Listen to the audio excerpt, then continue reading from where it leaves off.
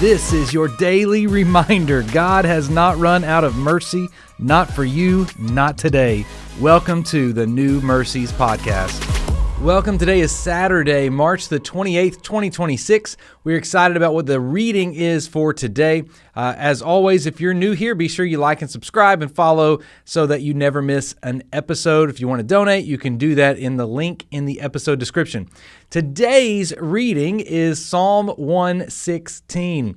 And I love this psalm mainly for a few reasons. One, as we are building up to what's going to happen tomorrow, Sunday, we are talking about, it's Palm Sunday, but we're not doing the typical Jesus riding into town with the palm branches. We're not doing that in our church service.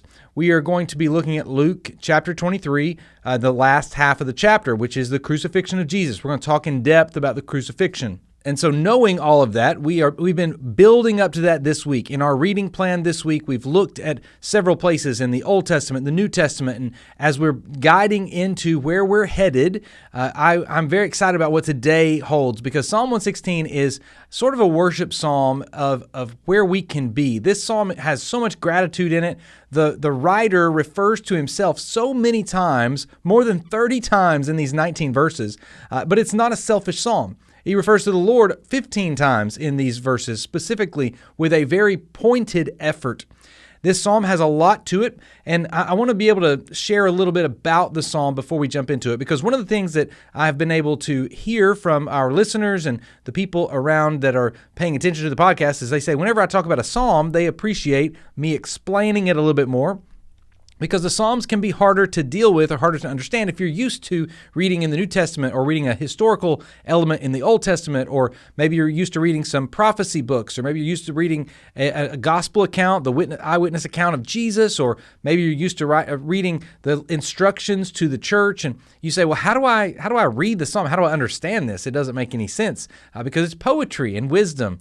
And so we need to kind of understand a little bit of a framework. This is not where you go to get specific doctrine for the church, right? This is where you go to worship. This is where you go to hear the experiences of who this God is, and you understand a little bit more of the depth of what he does and who he is and the way he acts and the way he does things. There's some psalms that have some messianic promises and prophecy in it. There's some psalms that are just a human interacting with God. There's some psalms about a human interacting with others. And so today's psalm is very personal. And so one of the reasons I put this in our reading plan was because it's such a personal psalm. This thing Jesus does for us that we're going to talk about again on Sunday, and we're going to talk about again on Monday, and we're going to talk about again till he returns, is how much Jesus loves us and how personal this relationship he has with us is. So I want to just kind of give you a little bit of an understanding of this psalm. It has no author to it. It has no date on it. Kind of hard to figure out who wrote it or when it was written. Some people believe that it was written by Hezekiah during Hezekiah's reign. Some people believe it was a post-exile psalm that was written after the Israelites came out of the Babylonian exile. Some people think it was written after that. I kind of land in a couple of different places, and it doesn't matter ultimately when exactly it was written. What matters is the words to it and how this is what the Hebrews would sing as they were praising and worshiping the Lord. This psalm begins with the phrase, "I love the Lord." It's awesome. If we could just start everything we do that way. Start your work day, "I love the Lord." That's how I want to start today. I want to start my morning, "I love the Lord." That's the first thing I'm going to do and say. Maybe the first thing you do before you go into a hobby that you love or some craft that you enjoy, you just start it by saying, "I love the Lord." Maybe we don't tell him we love him enough. When was the last time you just told the Lord, "I love you," and mean it and know that this is where this is all coming, it's flowing into gratitude, which is why I want to explain the first 9 verses of Psalm 116 are verses of gratitude. You can hear it in the author's voice, in his tone. He is just giving thanks. It's the first section is just gratitude. The first 9 verses of this chapter are just gratitude, gratitude, gratitude, gratitude. I love the Lord so much. Then it moves from gratitude. One of my favorite commentators has broken this text down, and so I didn't make this up. I've learned this from what he had said, and so I want to include that in here. This is not all your pastor just making up stuff. As I read this from this commentary, it says the first section is all about gratitude. Then the author goes into this grief. What it says in verse number 10 is that he has these afflictions. He goes into this personal aching that goes on. And so he goes from gratitude to grief. And then from grief, he goes into what this commentator says are goals. Basically, they're directives that he says, I will do this. I will do this because the Lord's been good, so I'm going to do this. So from verses 10 through 11, he was in this grief mode. Then verses 12 through 15, he's in this goal mode. I'm going to do these things. I will. Verses 13 and 14 specifically, he says, I will do this. I will do this. And then the psalm ends in gladness, as the commentator says. I like to think he just ends with this thankful, praising heart.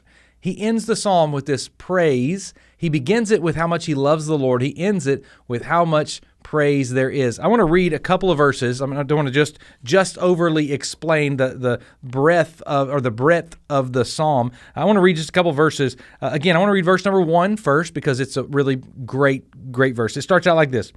I love the Lord because he has heard my voice and my pleas for mercy. Now I want to stop there and I want to give you just a little understanding.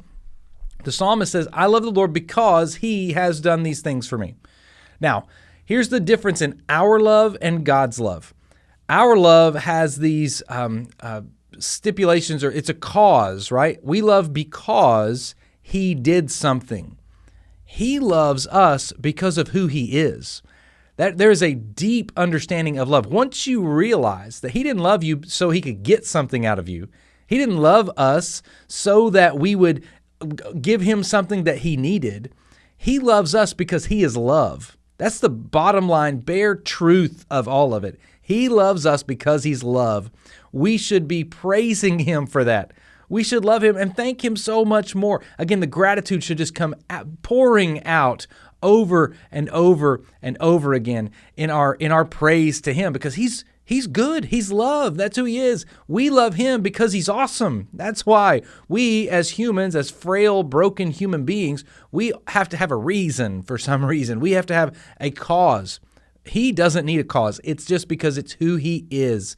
It is just because of who he is. That's why he loves us.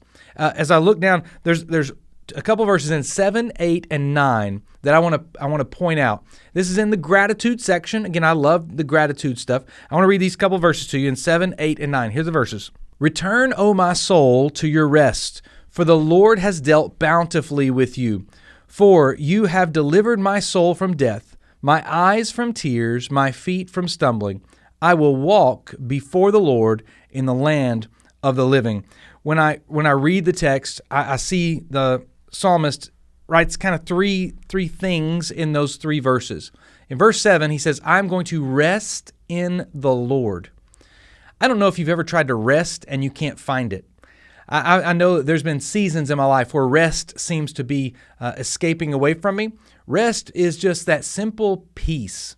I want to rest. I don't know if you maybe have slept. I wear my watch to bed and it gives me a sleep score every morning. Some mornings I get a really good sleep score. Some mornings I get a terrible sleep score. And it's because of how good the quality of the rest is.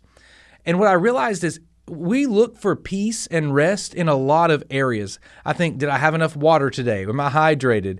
Did I have enough nutrients today? Did I get enough steps in? Did I get out my energy the right way? Did I do all this? Did I sleep in the right way? And all those things. And ultimately, there's a lot that goes into finding my rest physically. But I wonder, where do we put our rest spiritually? We're burning the candle at both ends. We're running our tank on empty. We're doing all the things, and our lives are busy and our calendar's busy.